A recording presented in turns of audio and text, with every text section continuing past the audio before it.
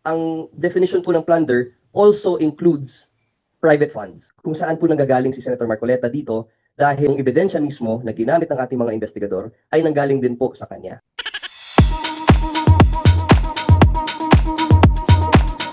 Tuloy-tuloy na po tayo sa ating topic for today. Hindi makatwiran, walang enough explanation para matanggal ang galit ng mamamayang Pilipino diyan sa ginawa niyong traffic diyan sa EDSA. Ang plano po this week ay ganun din po, isang buong linggo, in case na magsampat talaga ng kaso ang ombudsman, tomorrow, today, Thursday or Friday, para ready na daw sila anytime, meron na silang crowd that they can mobilize in any way that they want. The plan is to have a crowd ready to mobilize in case masampahan po talaga si Senator Marcoleta.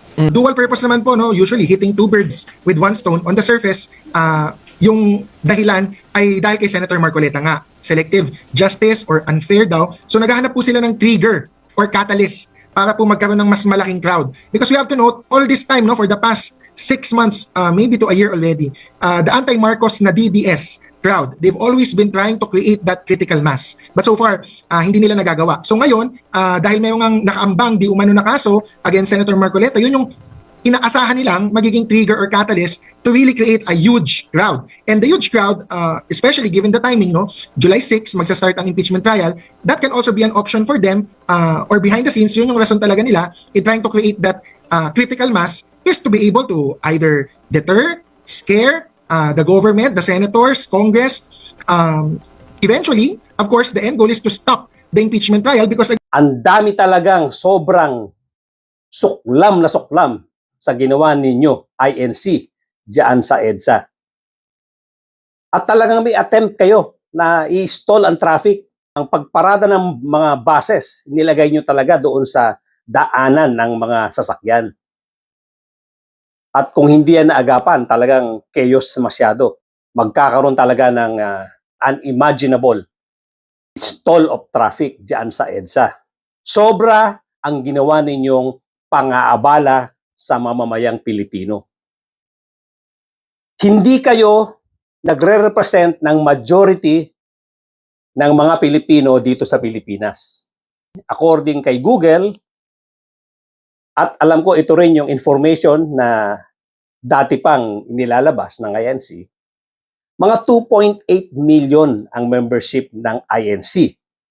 So roughly 2.something% lang yan ng entire population ng Pilipinas. Kaya wag niyo imaginein na kaya niyong ibagsak ang gobyerno kung kayong lahat ay magtitipon-tipon dyan.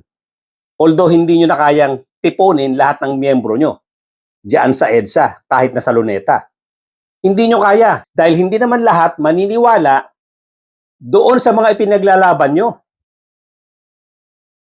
Yung ipinaglalaban nyo, naaabalahin ang mas nakakaraming Pilipino. Marami tayong mga kaibigan na miyembro ng INC na hindi rin gusto ang pinaggagawa ninyo.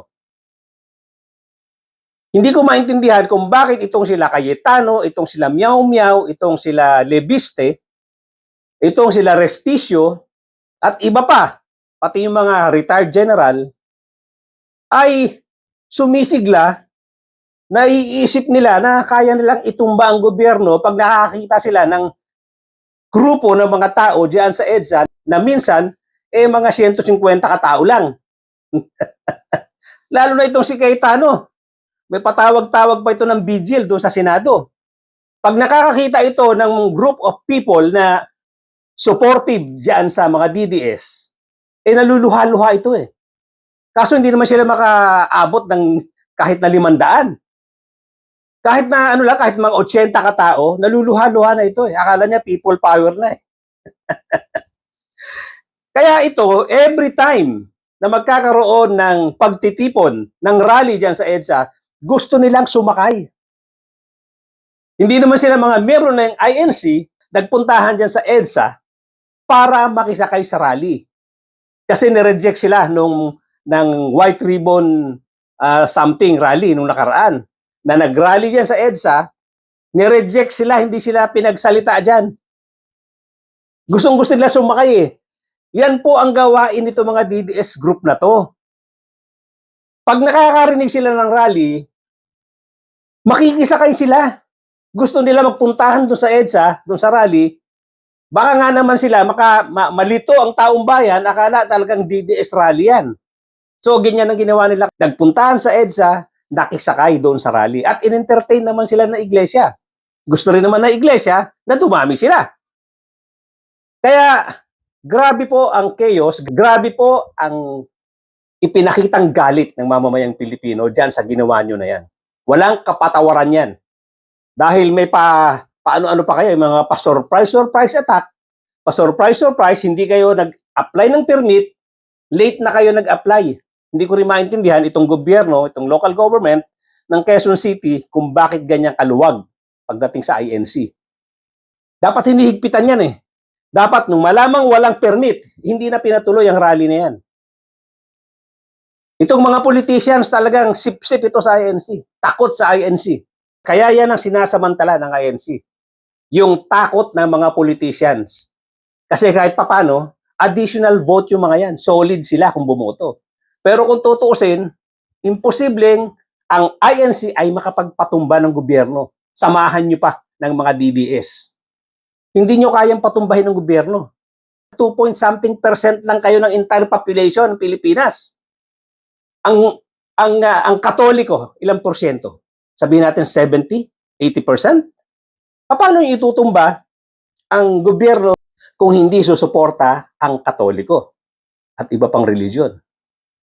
Kaya nakakatawa itong sila Cayetano na akala nila itong pagtitipo na to ang magtutumba. Excited sila, nagpuntahan sa EDSA. Ang masaklap dito, mga kapatid, mga kababayan, alam natin na nagkakaroon lang ng people power kung talagang ang pinaglalaban ng taong bayan ay national issue. Kung ang pinaglalaban ng taong bayan ay tungkol sa malawakang korupsyon.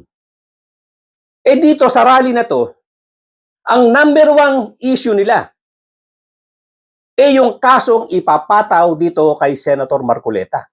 Saan ka naman nakakita ng rally ng mag-iisip itumba ang gobyerno na ang inyong purpose, ang inyong objective ay suportahan ng isang tao na may mga criminal charges. Plunder case ang haharapin itong si Senator Marcoleta. Kasama na itong sila Mike Defensor. Alam natin istorya niyan na itong sila Defensor at dalawa pa ay nag-contribute, supposed to be, diyan sa campaign funds nitong si Marcoleta. Dahil magaling na abogado itong si Marcoleta, napalusutan niya ang COMELEC. Ewan ko kung talagang napalusutan niya o pinalusot siya. Hindi rin natin alam yun. Sa sobrang galing niya, kinantsawan pa si Senator Risa Ontiveros nito sa plenary. Nung sabihin niya na ito ang mahirap pag wala kang background sa batas. Pag wala kang background sa law. Ganyan kagaling yan. Ganyan kagaling na abogado yan, si Marcoleta. At sa sobrang galing niya, nalusutan niya ang kanyang election offense. Lusot na lusot siya ron. Or, pinalusot siya, hindi pa rin natin alam. Sa sobrang galing niya, yung kanyang pinalusutan na election offense, naging plunder. Yan po ang masaklap, yung sa sobra ka naggagaling-galingan. Sa sobrang bilib sa sarili.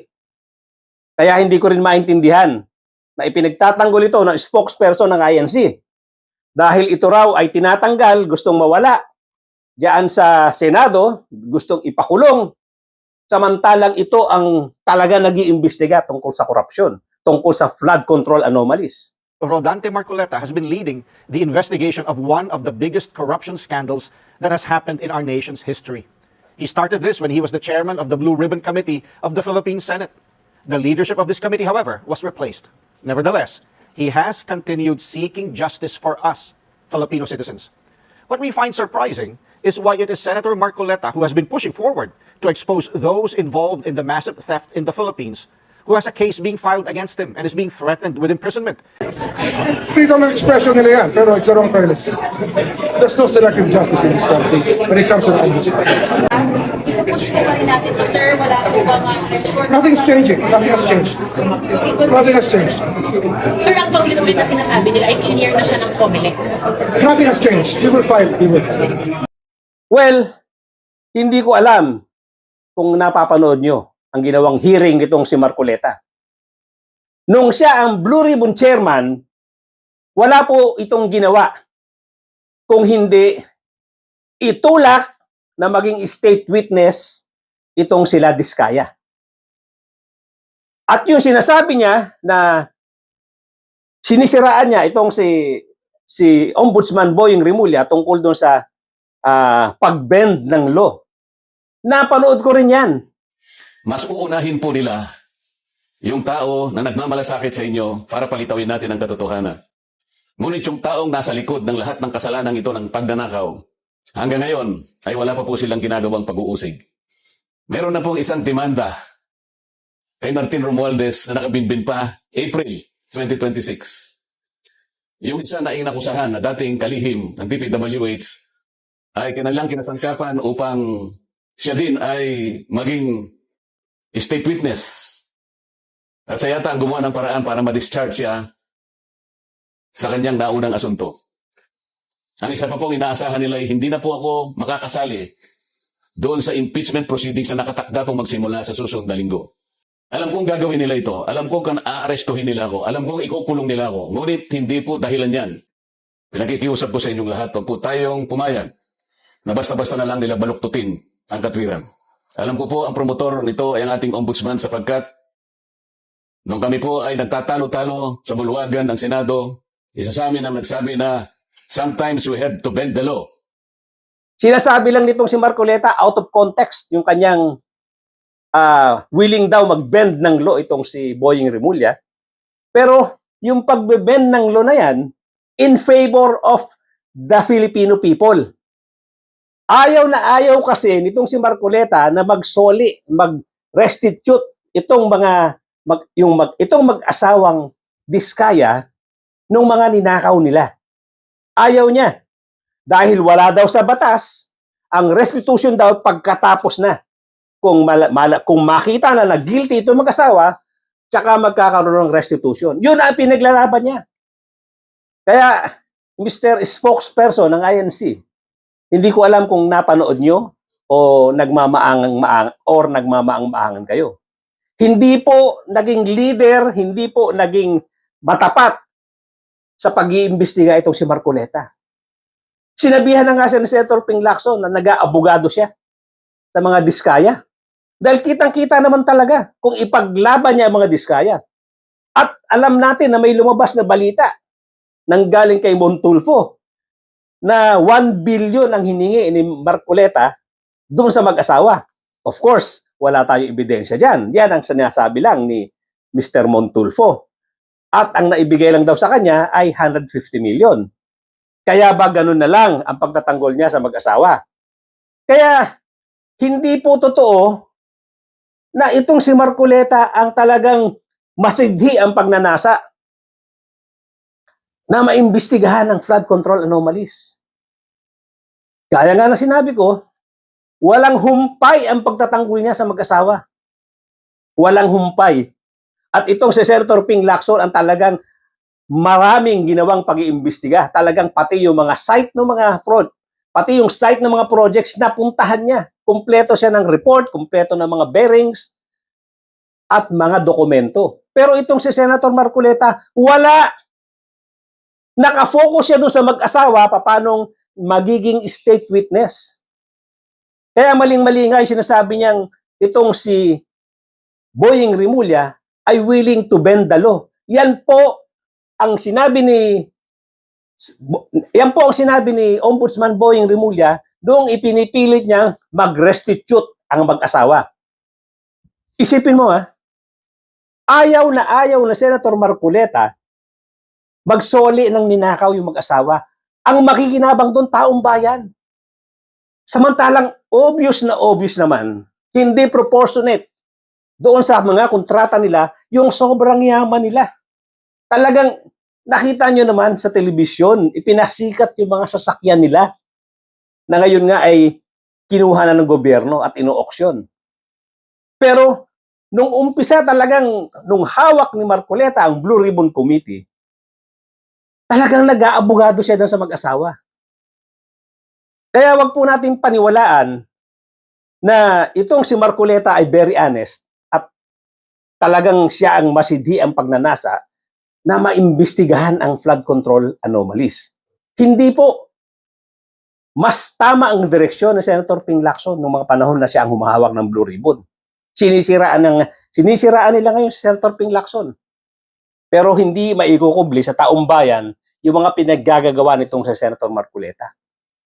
Alam naman natin na siya rin na nagsabi na ibigay na natin, isurrender natin ang Kalayaan Island Group sa China. Siya ang may sabi nun. At siya rin na nag-uungkat bakit wala daw bearings.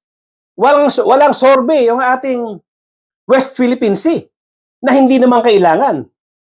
Siya ang nag-uungkat ng topic na yan na pag-usapan sa Senado na non-issue na. Dahil panalo na tayo sa UNCLOS. Na-i-award na sa atin yan, ng UNCLOS. Na-i-award na sa atin ng UNCLOS yan. Hinahalongkat niya. So anong sinasabi sa atin itong kanyang pagtutulak na yan?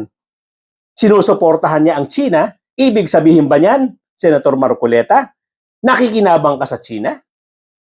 Kaya nagtataka ako dito sa pananalita ng INC na ito raw ay ginagawa lang para mawala itong si Senator Marcoleta para hindi makapag-imbestiga sa mga flood control anomalies dahil wala po talaga siyang ginawa nung siya ang Blue Ribbon Committee kung hindi ipagtanggol ang mga diskaya.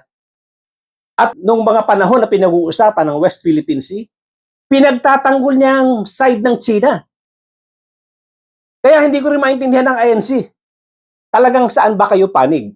Maka Pilipino ba talaga kayo? Bakit yung sinusuportahan ng ganitong klaseng tao? At kung ang gusto nyong hadlangan ay yung pag-aresto sa kanya, kung sakaling ma-file na ang kaso, nagkakamali kayo dyan. Gaya ng sinabi ko sa nauna kong episode, may limitasyon ang inyong ginagawang mga pagkilos, pagsuporta kay Senator Marcoleta.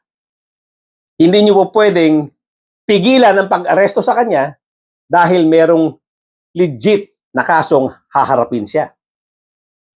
Imposibleng imbento ang kaso na yan dahil kumpleto sa ebidensya, lalong-lalo na ang ebidensya na yan nanggaling mismo sa bibig ng magaling na abogado na matabil, mayabang na si Marcoleta. Then, paano bang nangyari? Ganito yan, napakasimple lang ng paliwanag dyan eh. Nakalimutan po nila na napakarami kong kaibigan. Nelson, alam mo, mga kaibigan ko, nagbigay sa akin talaga. Alam mo, pakiusap lang nila, isa lang. Tanggapin mo ang tulong namin sa'yo. Okay. Congressman ako noon eh, Kong. Kami po ay naniniwala na karapat dapat kang makarating sa Senado. Tanggapin mo ang ganito. Marami sila. Isa lang ang kanilang pakiusap sa akin. Ano po yun? Eh sana mo muna kaming i-disclose ang identity. Ngayon, kapag ka naglagay ako ng figure sa contribution, mapipilitan akong mag-disclose ng pangalan nila. Paano yun kako? Contribution to eh. Hindi, sabi niya, binigay ko nga sa'yo, contribution, pero utang na loob mo sa akin yan. Ituring mo na lang na utang, sabi niya, di ba? Loan. Hindi, utang lang. Basta utang na hindi babaya. Utang na loob eh. Meron bang batas, Nelson? Na magsasabi, pipilitin ko silang i-disclose? Bigyan mo ako ng batas. Siya rin ang nagsabi ng mga ebidensya. Yung mga isinabit niyang dokumento sa COMELEC, yung kanyang SALN, yung kanyang SOSE, dininay niya yung contribution para malusutan niya yung COMELEC offense niya. Kumpleto ng dokumento na nakuha ang ombudsman na sinasabing tumanggap siya ng pera bilang donation na ipinagbabawal ng batas dahil siya ay congressman noong mga panahon na yon. At kaya plunder, mahigit 50 million po ang kanyang kinuhang pera, donasyon daw, ng mga kaibigan niya na ayaw magpa-identify during that time. So, hindi niya ina-identify. Ngayon, nung magkakaroon na siya ng kaso, nataranta sila dahil kailangan yung donation, may babayaran taxes, nagmadali silang bayaran ng taxes niyan. Nagbayad pa sila ng mga surcharges niyan, ng mga penalties niyan. Para lang maging legit yung pagdo-donate. Ang problema, lalong nagkaroon ng ebidensya, itong ombudsman, nakuha yung mga ebidensya na yan, doon sa kasong haharapin niya ngayon na plunder. So ngayon, Senator Marcoleta, ano yung pinagmamalaki mong isa kang magaling na abogado? Na nangangantyaw ka, sinasabihin mo sa Risa Ontiveros na ito ang mahirap pag walang background sa batas. Ikaw, sagana ka sa background sa batas, isa kang abogado, pero umilag ka sa baga, sa apoy ka napunta. Dahil sa kayabangan mo, sa katabilan ng bibig mo. Akala mo, napakagaling mo. Galit na galit ang mga Pilipino sa'yo, ang kumakampi lang sa'yo yung ilan-ilan dyan sa INC. Galit na galit ang mga Pilipino sa'yo dahil sa pagkampi mo sa mga contractors na dapat magsoli ng mga ninakaw nila at yung pagkampi mo sa China. Nakitang-kita namin. Ipinagtatanggol mo ang China na hindi naman dapat pinag-uusapan na dyan sa Senado, inungkat-ungkat mo. Ano ang binibigay sa iyo ng China? Bakit mo inungkat yung usapin na yan na decided na? Ibinigay na, inaward na sa atin ng UNCLOS. Hindi ko rin maintindihan ang stand ng INC para suportahan nyo ang ganitong klaseng tao na obvious, hindi maka-Pilipino, hindi makatao. At obviously, maraming kasong haharapin. Kasama na dyan yung sinasabi ni Senator Ping Lacson na tinatrabaho na nila na naibigay sa kanyang proyekto na umaabot ng 500 million pesos nung dumaan sa kanya, sa committee nila, yung pagko-confirm dito kay Secretary Bunoan bilang Secretary ng DPWH. Nakakuha daw yan. Naawadan siya na mahigit 500 million project na tinatrabaho ngayon nila Senator Ping Lacson, tinitignan kung na-implement ng maayos yung mga proyekto na yan. At according doon sa mga congressmen, dahil nasa Congress siya that time, maraming lumapit ng mga congressmen kay Senator Ping Lacson na pinupush. They were egging Senator Ping Lacson to proceed with the investigation dahil nga nabukulan daw sila. Actually, 1.5 billion daw ang hinihingi niyan. At ang naibigay daw lang ay 500 million itong si Secretary Bunoan. At ang masaklap dito, binukulan daw sila. Sinolo daw itong si Senator Marcoleta yung pera. So ngayon, tinatrabaho ni Senator Ping Lacson yan. At dapat lang trabahuin, hindi birong pera yan. At pera ng mamamayang Pilipino yan. Ang titignan ni Senator Ping Lacson dyan, na-implement ba ng tama yung supposed to be projects na ipapasok dyan sa 500 million na yan. Hanggang dito na po muna mga kapatid, mga kabayan. Thank you so much for joining me today. At doon po sa mga bago lang sa aking channel, kindly subscribe, kindly hit the notification bell, pati na rin po yung like button. Pakishare po natin para maraming alam ng ating mga pinag-uusapan dito sa aking munting channel. Importante po yung inyong subscription sa mga bago lang sa aking channel. Pakisubscribe po. Ladies and gentlemen, maraming salamat sa pag-join nyo sa aking episode ngayon. At mga kapatid, mga kababayan, magkita-kita po tayong muli.